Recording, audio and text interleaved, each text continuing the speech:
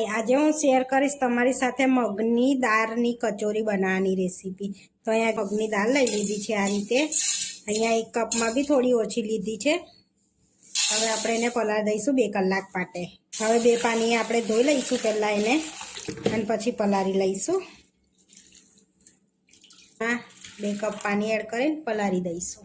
2 થી 3 કલાક પલળવા દઈશું। આ તો 1 થી 2 કલાક થઈ ગયા છે। આપણી મગની દાળ સારી રીતે પલળી ગઈ છે, જોઈ શકો છો આ રીતે દાળ એકદમ સરસ પલળી ગયો છે। હવે એને આપણે કોરી કરીને પીસી લઈશું પાણીમાંથી કાઢીને। હવે આપણે એને પીસી લેવાની છે, પણ અચકચરી પીસવાની છે। આપણે અચકચરી પીસવાની છે। હવે આપણે પીસી લીધી છે આ રીતે। મિક્સરને રિવર્સ કરીને પીસવાની છે આ રીતે। આપણે એક મસાલો કરી લઈશું। એમાં થોડી હળદર, અડધી ચમચી લાલ મરચું, અડધી ચમચી ગરમ મસાલો, વાટેલા મરિયા અડધીમાંથી અડધી ચમચી, એક નાની ચમચી સંચર પાવડર। સંચર એડ કર્યું છે એટલે મીઠું ઓછું એડ કરવાનું આપણે। 1 ચમચી ધાણા જીરું પાવડર। હવે મિક્સ કરી લઈશું આપણે બધું છે।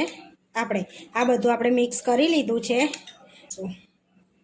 સ્ટફિંગ તૈયાર કરીશું। હવે અહીં આગળ આપણે તેલ લઈ લઈશું।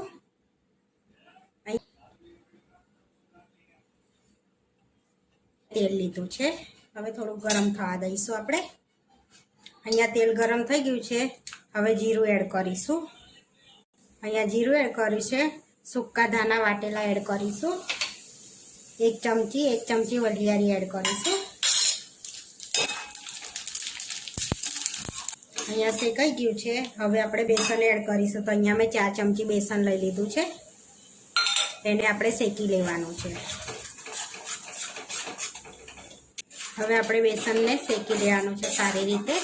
શેકવાથી આપણાને બેસનનો કાચો સ્વાદ ના લાગે, એટલે બેસન શેકી લેવાનું આપણે। થઈ ગયું છે આપણું, 2-4 મિનિટ શેકા દેવાનું એને બેસનને। સુગંધ બી આવે સરસ, અને કલર બી ચેન્જ થઈ ગયો છે બેસનનો આપણે। હવે જે મસાલો આપણે બનાવ્યો તો એ એડ કરી દઈશું, એને શેકી લઈશું। હવે આપણો મસાલો શેકાઈ ગયો છે, હવે વાટેલી આપણે મગની દાળ એડ કરીશું।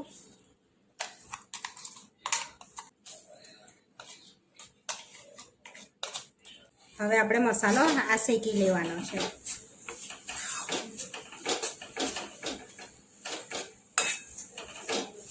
મગની દાળ વાળો આ રીતે આપણે ધીમા તાપે એને શેકી દેવાનો છે મસાલાને, જેથી આપણો મસાલો એકદમ ડ્રાય થઈ જાય। જોઈ શકો છો આપણો મસાલો ડ્રાય થવા લાગ્યો। આપણો મસાલો એકદમ ડ્રાય થઈ ગયો છે, જોઈ શકો છો આ રીતનો। હવે આપણે હિંગ એડ કરવાની છે, તો આમાં 1 ચમચી પાણી લીધું છે। હવે એમાં હિંગ એડ કરીશું 1 નાની ચમચી, અને મિક્સ કરી લઈશું। અને મિક્સ કરીને આપણે એડ કરી દેવાનું છે આ રીતે, અને મિક્સ કરી લેવાની છે, જેથી સ્વાદ આપણો સારો આવે, ટેસ્ટ સારો આવે ઉપરથી હિંગ એડ કરવાથી। હવે એમાં અડધી ચમચી આમચૂર પાવડર અને 1 મોટી ચમચી દળેલી ખાંડ। આમચૂર પાવડરને બેલેન્સ કરવા માટે દળેલી ખાંડ।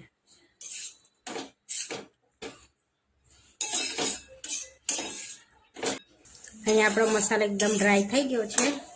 હવે આપણે ગેસ બંધ કરી દઈશું, ઠંડો થવા દઈશું મસાલાને। હવે આપણું સ્ટફિંગ ઠંડુ થાય, આપણે મેદો લઈ લઈશું। અહીંયા મેદાનો લોટ લીધો છે, આપણે મેદાનો લોટ બાંધી લેવાનો છે।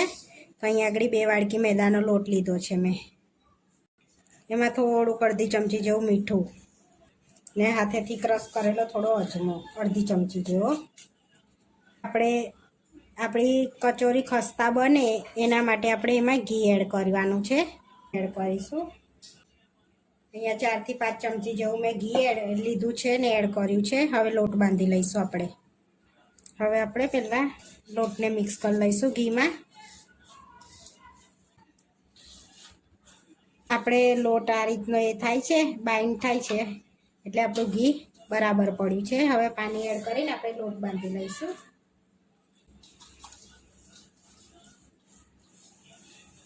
આપણો લોટ બંધાઈ ગયો છે. હવે આપણે એમાં થોડું પાણી એડ કરીને સારી રીતે મસળી લઈશું.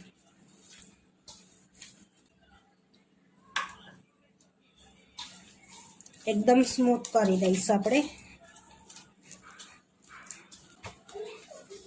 હવે જોઈ શકો છો આપણે એકદમ આમ મસળીને સ્મૂથ કરી દીધો છે આ રીતનો. હવે 30 મિનિટ માટે આપણે એને રેસ્ટ રીતે આપણે ભીનો કકડો કરીને એને રેસ્ટ કરવા દઈશું. હવે આપણે બોલ વાળ લઈશું નાના નાના. આપણું ઠંડુ થઈ ગયું છે કચોરીનું સ્ટફિંગ.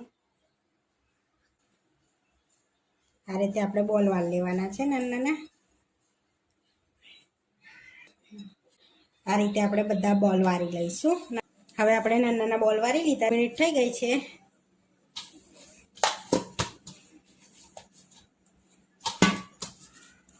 હવે આપણે મેદામાં સ્ટફિંગ ભરી લઈશું કચોરીનું.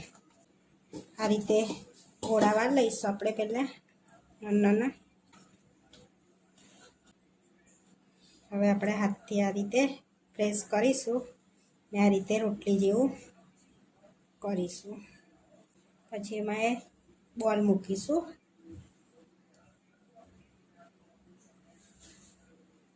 ને આ રીતે સીલ કરી લઈશું આપણે એને. આ રીતે જે હાથની મદદથી આપણે એને પ્રેસ કરીશું. આ રીતે બધી બાજુ પ્રેસ કરવાનું છે જેથી આપણું સ્ટફિંગ બધી બાજુ ભરાઈ જાય અંદર. આ રીતે આપણે કચોરી ભરી લેવાની છે. બંધ કરી લઈશું આપણે એને. આ રીતે આપણે બધી કચોરી ભરી લીધી છે. હવે તરી લઈશું. અહીંયા તરવા માટે મેં પહેલાંથી તેલ લઈ લીધું હતું. હવે તરવા આપણે મૂકી દઈશું બધી કચોરી. અહીંયા આગળ બહુ ગરમ નહીં થવા દીધું, થોડુંક તો ગરમ થવા દીધું તેલ આપણે.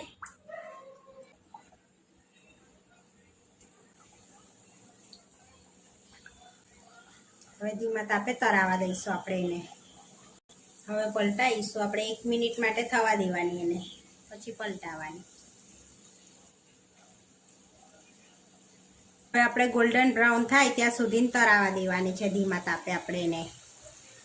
આપણી ગોલ્ડન બ્રાઉન થઈ ગઈ છે. હવે આપણે કાઢી લઈશું. જોઈ શકો છો આપણી કચોરી એકદમ ફૂલી ગઈ છે.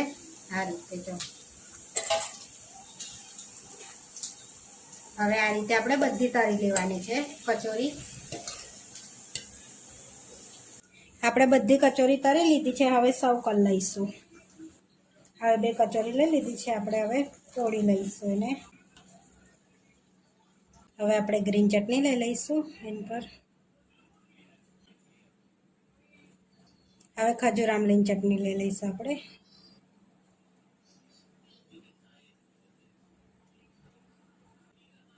હવે ઝીણી સેવ એડ કરીશું.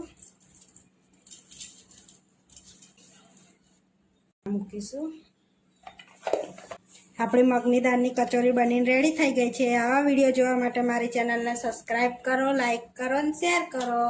તમે જરૂરથી ટ્રાય કરો. ફરી મળીશું નવા વિડીયોમાં.